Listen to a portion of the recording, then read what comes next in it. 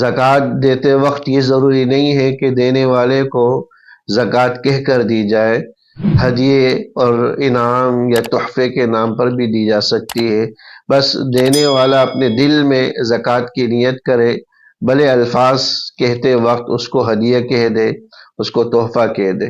سامنے والا اگر مستحق ہے تو اس کو یہ رقم عیدی کے نام پر بھی دی جا سکتی ہے، اس کو یہ رقم تحفے اور ہدیے اور خرچے کے نام پر بھی دی جا سکتی ہے۔ زکوٰۃ کہہ کر ہی دینا ضروری نہیں ہے، بس شرط یہ ہے کہ وہ سامنے والا جس کو زکوٰۃ دی جا رہی ہے مستحق ہو، اور دیتے وقت دینے والا اپنے دل میں زکوٰۃ کی نیت کر لے، بھلے الفاظ ہدیے اور تحفے کے بھی کہہ دے، تو اس سے کوئی فرق نہیں پڑتا، زکوٰۃ آدمی کی ادا ہو جاتی ہے۔